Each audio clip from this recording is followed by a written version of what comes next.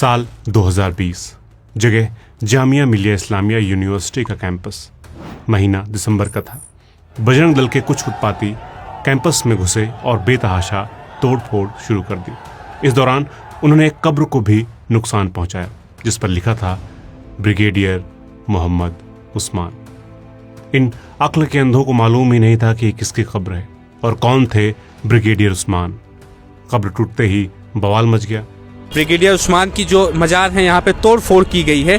ये सुनते ही Indian army तुरंत हरकत में आई और इन किराए के टट्टुओं का टेटुआ कस गया। आर्मी ने कहा तुरंत एक्शन लो वरना हम लेंगे। इस घटना से हुआ ये कि नौशेरा के शेर ब्रिगेडियर उस्मान की कहानी हमारे जहन में फिर से ताजा हो गई।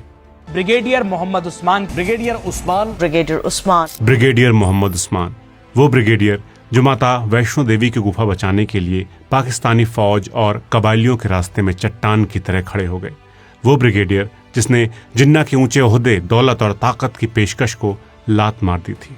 वो ब्रिगेडियर उस्मान जिसने कसम खाई थी कि जब तक पाकिस्तान से झांगड़ का इलाका वापस नहीं ले लेते वो चारपाई पर नहीं सोएंगे, और 3 महीने बाद वादा पूरा किया। वो ब्रिगेडियर उस्मान जिन्होंने नेहरू से मिलकर कहा था कि वो पाकिस्तान नहीं जाएंगे और फौज में रहकर हिंदुस्तान की सरहदों की हिफाजत करेंगे। और ये मौका जल्दी ही आ गया जब साल 1947 में ही अक्टूबर के महीने में पाकिस्तान ने कश्मीर हथियाने के इरादे से 22 अक्टूबर को ऑपरेशन गुलमर्ग लॉन्च किया। इधर से जब तक भारतीय सेना कश्मीर पहुंचती, पाकिस्तानी घुसपैठ ही मुजफ्फराबाद, चकोटी, उरी, बारामूला, श्रीनगर के रास्ते बॉर्डर पार से आए और श्रीनगर के पास तक पहुंच गए। उत्पात मचाना शुरू कर दिया। भारतीय सेना जब वैली में पहुंची तब नवंबर 1947 की शुरुआत तक हालात थोड़े संभले, लेकिन हमारे पास सेना कम थी। खासकर जम्मू डिवीजन में हमारे पास थे सिर्फ 500 जवान टोटल। उधर कबायली और पाकिस्तानी सैनिकों की 15,000 की फौज थी। मीरपुर और कोटली इलाके में हिंदुओं और सिखों की आबादी लगभग 20 से 30,000 थी। उनको सबसे ज्यादा खतरा था। नवंबर के शुरुआत में ही वहां से डरावनी खबरें आने लगी, लेकिन जब मालूम चला कि घुसपैठिए इन कस्बों को घेरे हुए हैं तो 13 नवंबर 1947 को 2 टास्क फोर्स भेजी गईं। 50 para brigade brigadier YS Paranjpe के कमांड में कोटली की मदद के लिए पठानकोट, जम्मू, अखनूर, नौशेरा, झांगर के रास्ते पर आगे बढ़ी। दूसरी force 161 infantry brigade Uri Poonch से आकर 50 पैरा ब्रिगेड के साथ पुंछ के दक्षिण में जुड़ने वाली थी, लेकिन ये प्लान पूरा नहीं हो सका।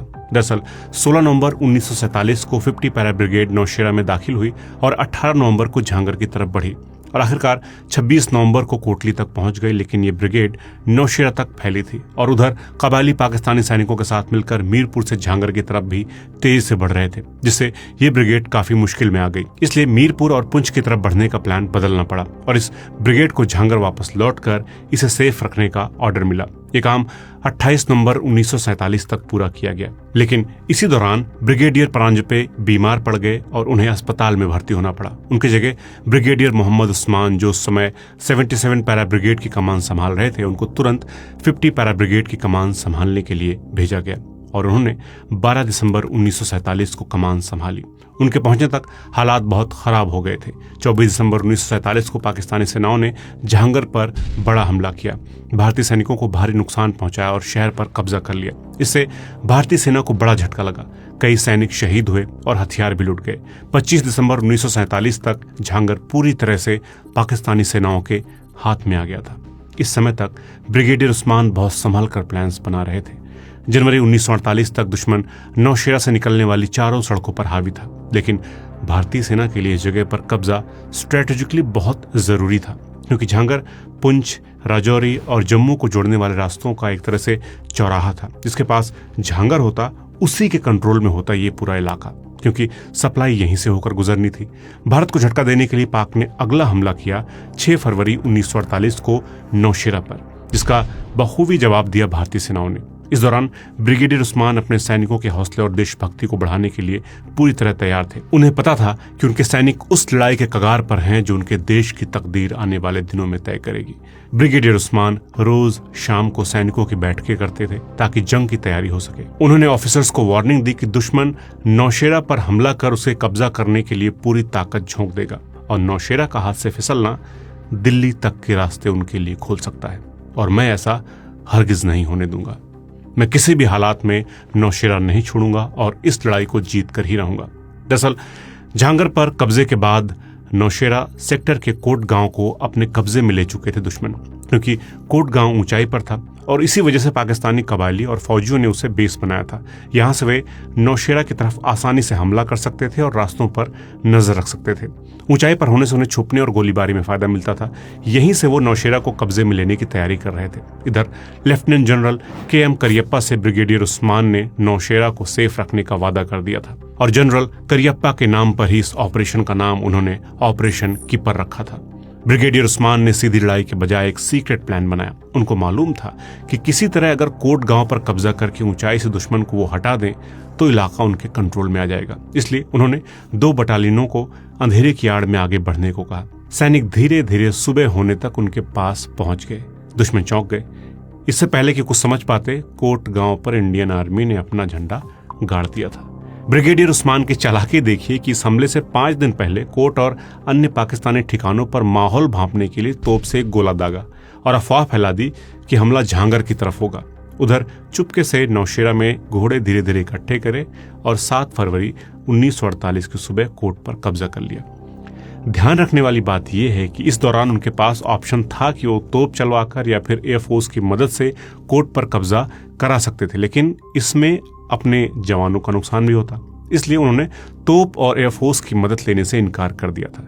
इस जंग के बाद उन्होंने कहा था, अगर मैंने अपनी रिजर्व ब्रिगेड के साथ बमबारी करके कोट पर कब्जा करने की कोशिश की होती तो मैं खुद को कभी माफ नहीं कर पाता। ब्रिगेडियर उस्मान इस लड़ाई में हीरो बनकर उभरे। उनकी लीडरशिप ने आजाद भारत की पहली यादगार जीत दिलाई थी। इस लड़ाई में भारतीय सेनाओं ने लगभग 2000 पाकिस्तानियों को उनके अंजाम तक पहुंचाया था।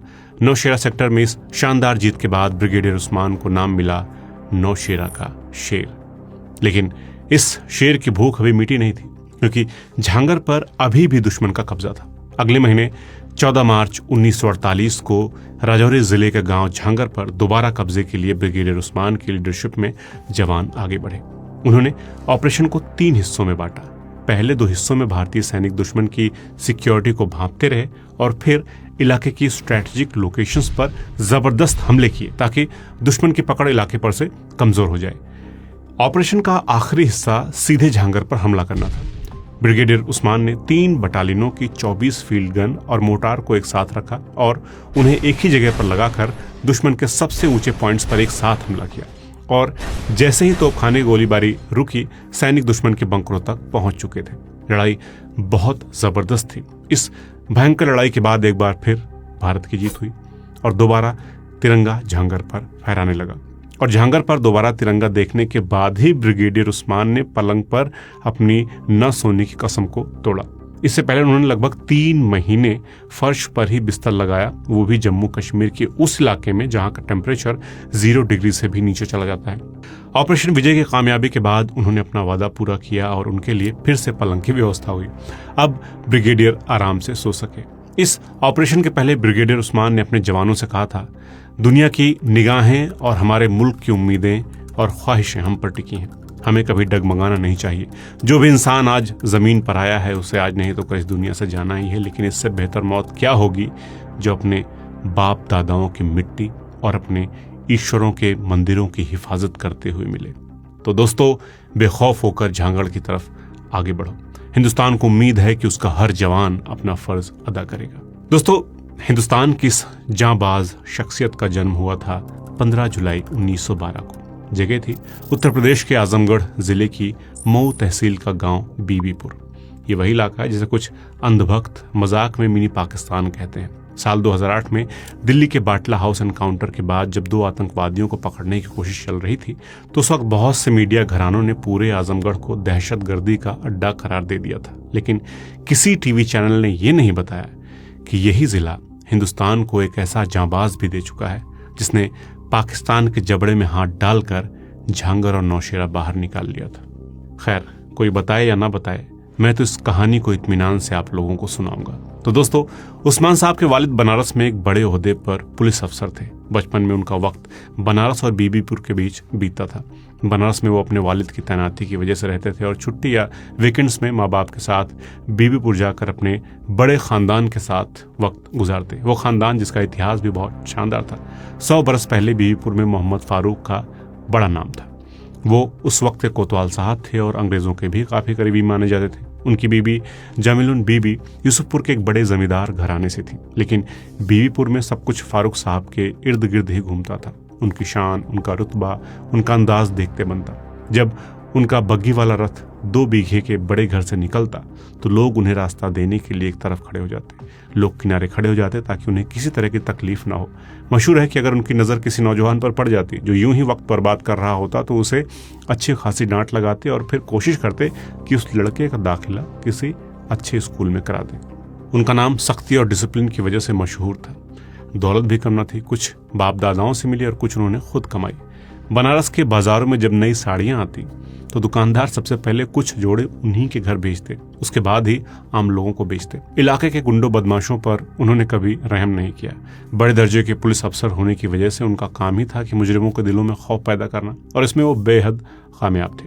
उनकी जिंदगी कायदे, तंदुरुस्ती, वक्त की पाबंदी और तहजीब के शौक से बनी थी। ये सब उनके बीबीपुर वाले घर से झलकता था, जो उस वक्त आजमगढ़ जिले, जो कि अब मऊ हो चुका है, वहां पर बना था। उनके तीनों बेटे उस्मान, सुभान और गुफरान उनके साथ बेहद अदब से पेश आते।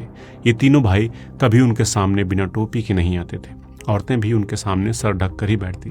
बीवीपुर का वो घर जो फारूक साहब ने सन 1929-30 के आसपास बनवाया था, वो किसी शहजादे के महल से कम न था।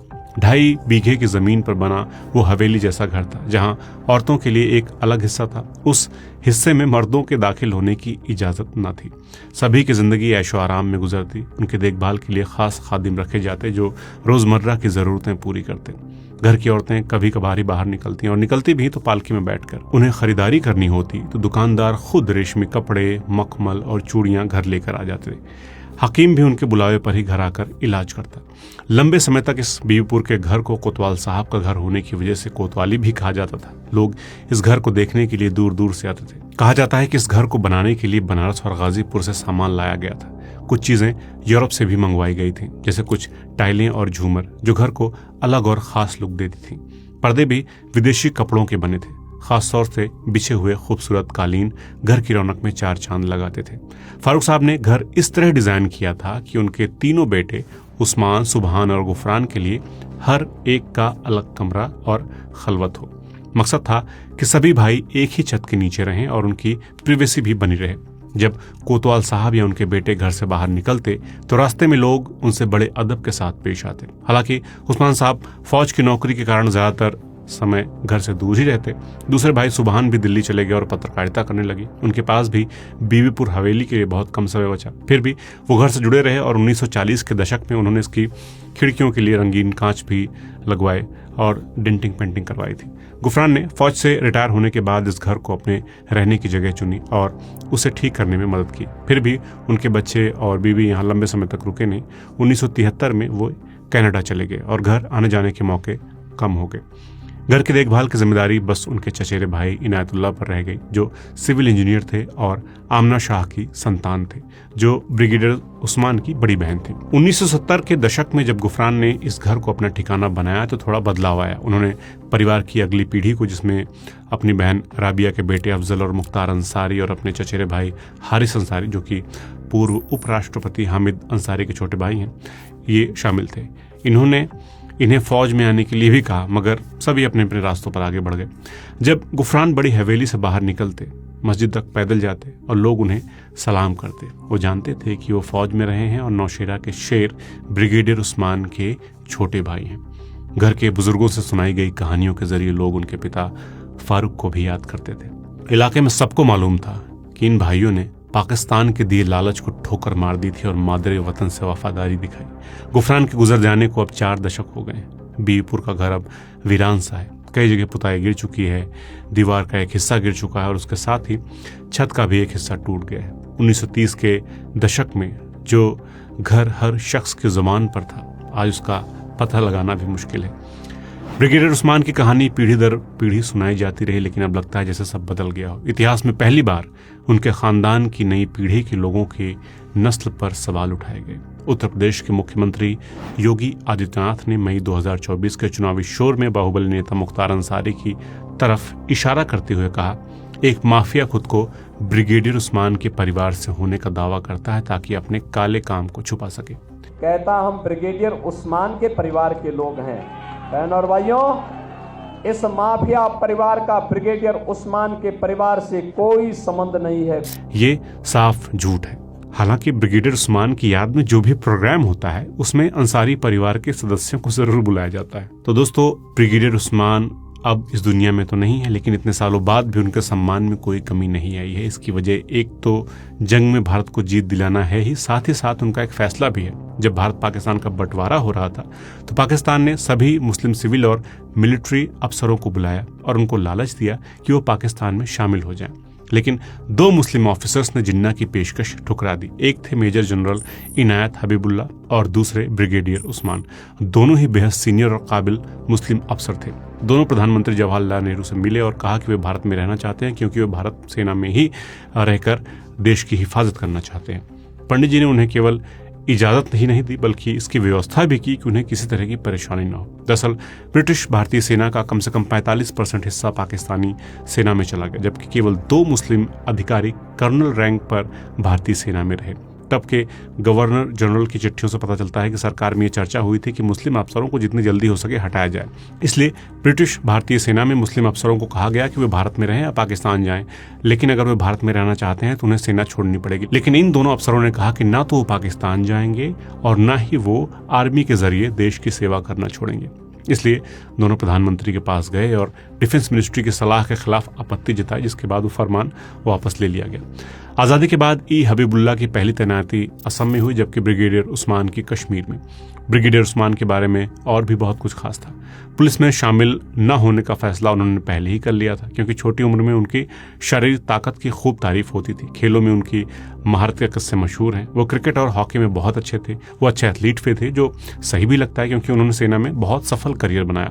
एक और पहलू ये है कि उस्मान की शुरुआती पढ़ाई यूसुफपुर में हुई और फिर वो अलीगढ़ मुस्लिम यूनिवर्सिटी गए। कई भाषाओं पर उन्होंने महारत हासिल कर ली थी और शब्दों और बंदूक दोनों के साथ खेलने में माहिर थे।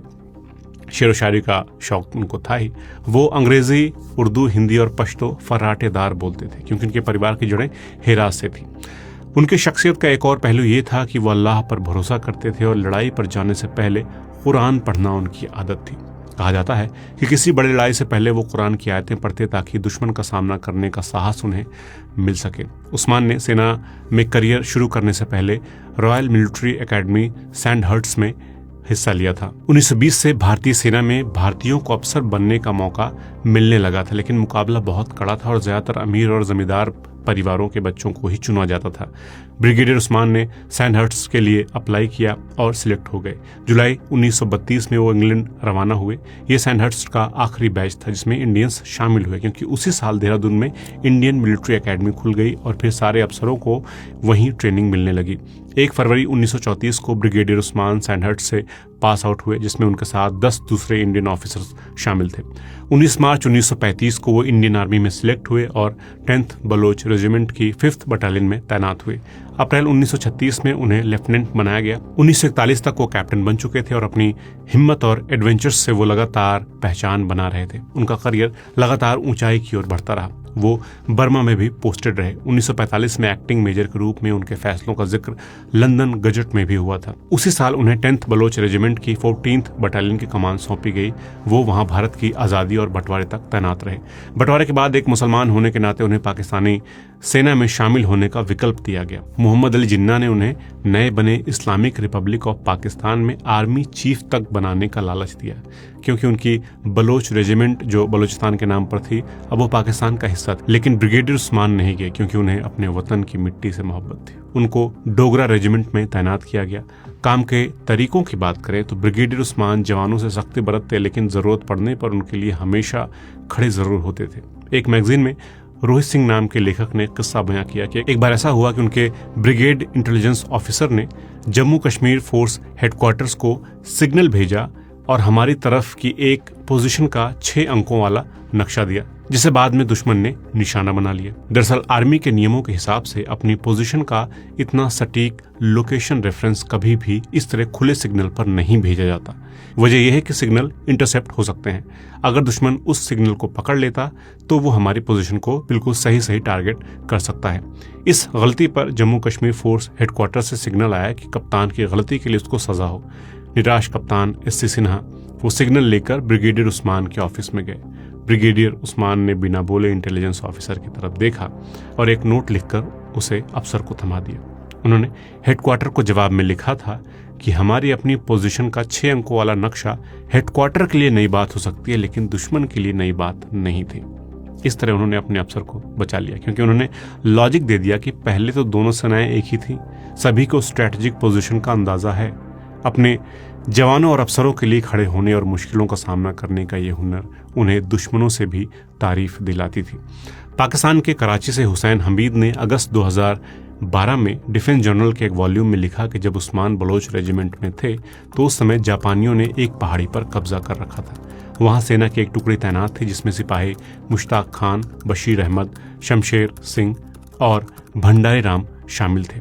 इन्होंने पहाड़ की चोटी को टारगेट करके हमला बोला। इस लड़ाई में मुश्ताक, बशीर और शमशेर मारे गए और भंडारी बुरी तरह घायल हो गए। गोली और ग्रेनेड के टुकड़ों से उनका चेहरा, सीना और एक कंधा बुरी तरह घायल हो गया था, लेकिन उन्होंने अपने साथियों का बदला लेने के लिए जापानियों से लड़ाई जारी रखी।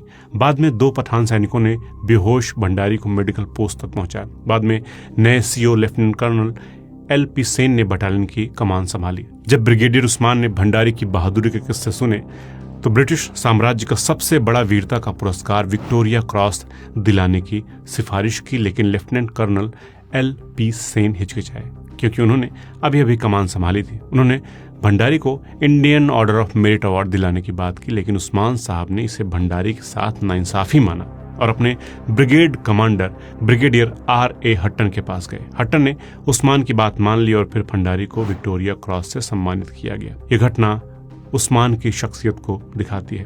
हुसैन हमीद ने लिखा कि जब वो किसी चीज़ के बारे में पूरी तरह पक्के हो जाते तो अपने रुख पर कायम रहते और अपने सीनियर अफसरों से भी भिड़ने में नहीं हिचकिचाते थे। उस्मान ने नौशेरा और झांगर में अपनी कमान संभाली और अपनी काबिलियत और पक्के इरादे का सबूत भी दिया। जब आज़ादी के केवल 10 दिन बाद झांगर हाथ से निकल गया था तो उन्होंने कसम खाई कि जब तक पाकिस्तानी सेना से यह इलाका वापस नहीं ले लेंगे वो बिस्तर पर नहीं सोएंगे। उन्होंने इस कसम को पूरा किया और कंपकपाती सर्दी में भी चटाई पर सोए। भारतीय सेना ने एक ऑफिशियल प्रेस रिलीज जारी कर कहा वे अपने कसम पर अड़े रहे और उन्होंने लगभग 3 महीने फर्श पर बिताए, चटाई पर सोए, जबकि हर रात टेम्परेचर 0 डिग्री तक गिरता रहा।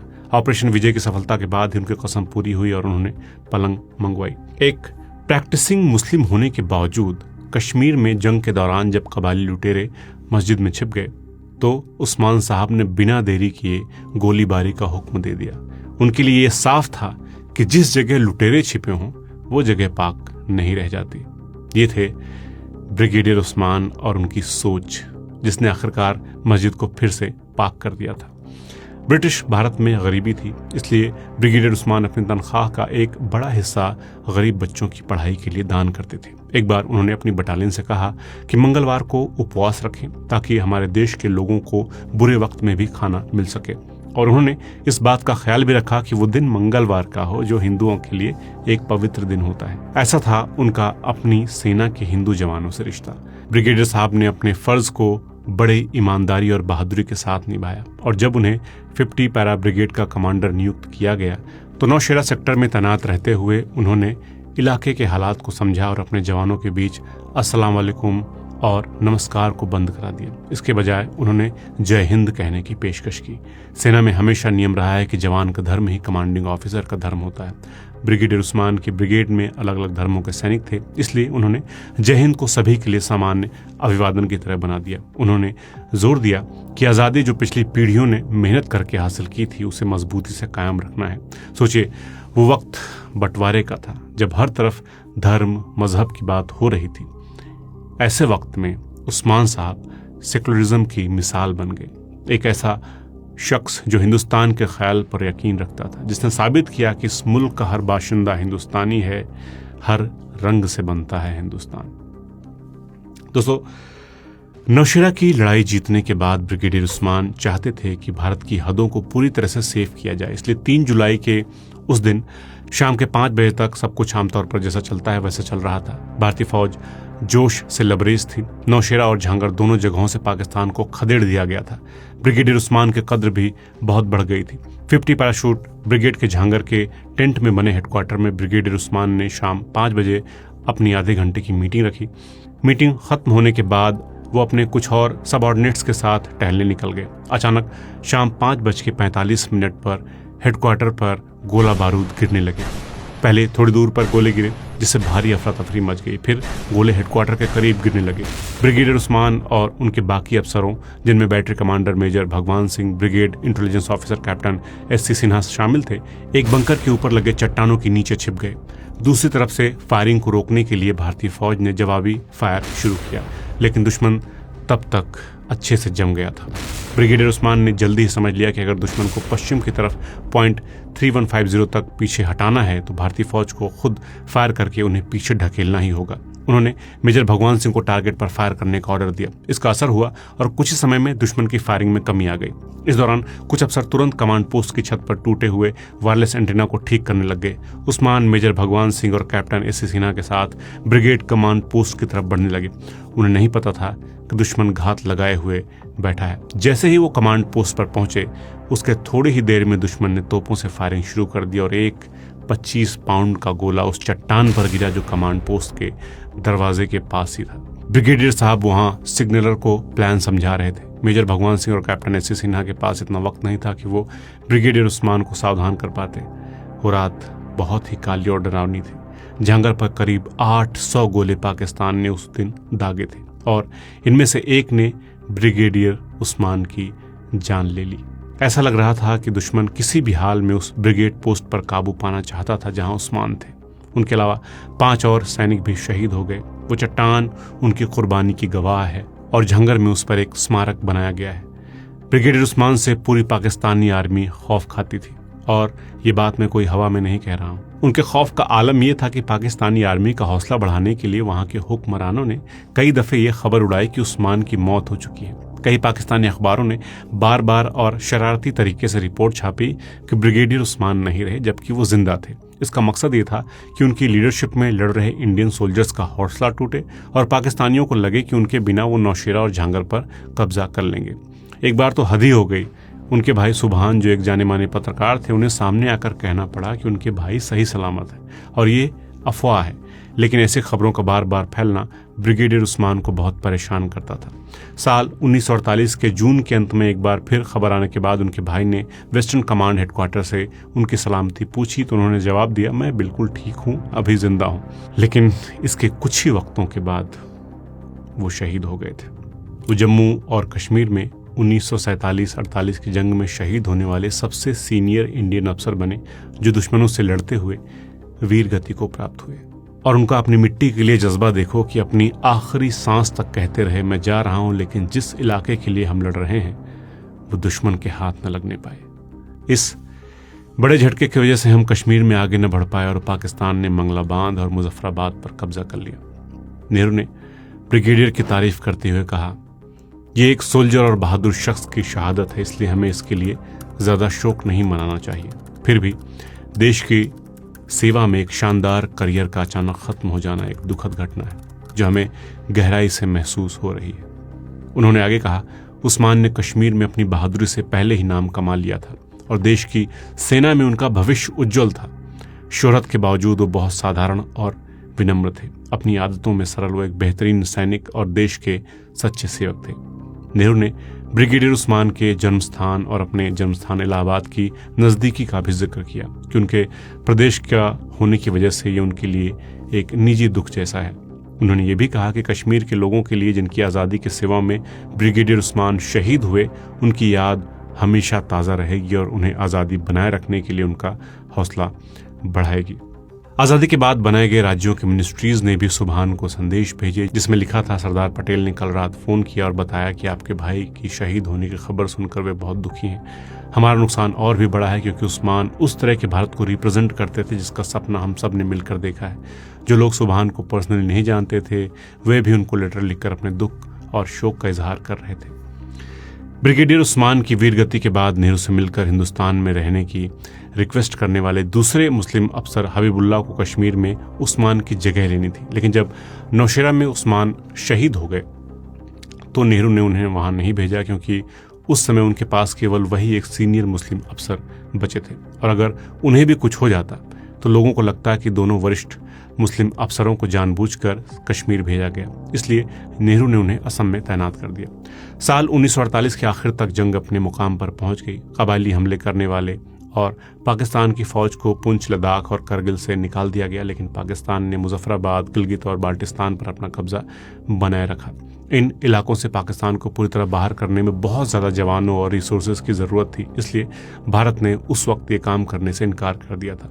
ये कदम प्रधानमंत्री नेहरू और उनकी सरकार, जिसमें उप प्रधानमंत्री वल्लभ भाई पटेल भी शामिल थे, इसको कब्जाने को लेकर बहुत पॉजिटिव नहीं थे। सेना की सलाह भी इस पक्ष में नहीं थी, क्योंकि सामान और रिसोर्सेज की भारी कमी थी। उधर पाकिस्तान के लियाकत अली खान भी नहीं चाहते थे कि लड़ाई लंबी चले, क्योंकि उनको भी डर था कि आखिर में मिलिट्री पावर का फायदा भारत को ही होगा। आखिरकार 1948 के अंत तक सीज फायर पर सहमति हो गई और जम्मू कश्मीर वहीं से 2 हिस्सों में बंट गया। अगर ब्रिगेडियर उस्मान न होते तो वैष्णो देवी मंदिर भी हाथ से निकल सकता था, क्योंकि पाक फौज श्रीनगर से होते हुए जम्मू तक पहुंचना चाहती थी और हरिनिवास पैलेस से लेकर माता वैष्णो देवी की गुफा तक कब्जाने के प्लान पर काम कर रही थी। लेकिन ब्रिगेडियर उस्मान साहब उनके रास्ते में चट्टान की तरह खड़े रहे और उन्होंने उस वक्त पाकिस्तानी फौज को पीछे ढकेला जब नया नया आज़ाद हुआ मुल्क हिंदुस्तान कश्मीर को बचाने की जदोजहद कर रहा था, और पाकिस्तान उसे मुसलमानों की मेजॉरिटी होने की वजह से हथियाना चाहता था। जब उन्हें सरकारी शान से अंतिम विदाई दी गई तो पंडित नेहरू ने भी शिरकत की। ये नमाज जनाजा दिल्ली की जामिया मिलिया इस्लामिया यूनिवर्सिटी के कब्रिस्तान में हुआ, जहां उन्हें सुपुर्द खाक किया गया। उनकी आखिरी आरामगाह उनके खानदान के बुजुर्ग और हिंदुस्तान की आज़ादी के सिपाही मुख्तार अहमद अंसारी की कब्र के पास है। फौज के तीनों बड़े सरबराह भी वहां मौजूद थे। उस्मान आज भी वो सबसे बड़े ओहदे वाले फौजी अफसर माने जाते हैं जिन्होंने जंग में शहादत पाई। उनकी बहादुरी के लिए उन्हें मरणोपरांत महावीर चक्र दिया गया। ब्रिगेडियर उस्मान का जादू आज भी नौजवानों पर बरकरार है, करीब 77 साल बाद भी। दिसंबर 2020 में कुछ तोड़फोड़ करने वालों ने ब्रिगेडियर उस्मान की कब्र को जब नुकसान पहुंचाया तो उनका निशाना उस्मान का नाम था। इन कम अक्लों के लिए ये सोचना मुश्किल था कि कोई मुस्लिम भारत की रक्षा के लिए पाकिस्तान के हमले को अपने सीने पर झेल सकता है। उनके लिए सारे मुसलमान पाकिस्तानी हैं, जबकि सच ये है कि ब्रिगेडियर उस्मान के सिर पर पाकिस्तान ने 50,000 का इनाम रखा था। खैर, सेना ने फौरन ब्रिगेडियर उस्मान के मकबरे को सम्मान और गरिमा के साथ दोबारा ठीक करा दिया था, लेकिन इस हमले ने भारतीय समाज में गहरे पैठ बना चुकी नफरत और कमअक्ली को उजागर कर दिया था। सांसद और ब्रिगेडियर के परिवार के सदस्य अफजल अंसारी कहते हैं, सेना आज भी ब्रिगेडियर उस्मान को उसी तरह याद करती है जैसे उन्हें याद किया जाना चाहिए। सरकार और राजनेता हैं जो उनको भूल गए हैं। भारतीय सेना ब्रिगेडियर उस्मान के बर्थ एनिवर्सरी और डेथ एनिवर्सरी दोनों तारीखों को जिंदा रखे हुए। इस दिन उनके सम्मान में कार्यक्रम रखकर उनकी बहादुरी के किस्से दोहराए जाते हैं, उनकी कब्र पर माला चढ़ाई जाती है और श्रद्धांजलि अर्पित की जाती है। इसके साथ ही सेना के अधिकारी शहीद ब्रिगेडियर को सलामी देते हैं, एक मौलवी कुरान की आयतें पढ़ते हैं जो नई पीढ़ियों के लिए इंस्पिरेशन का काम करती हैं।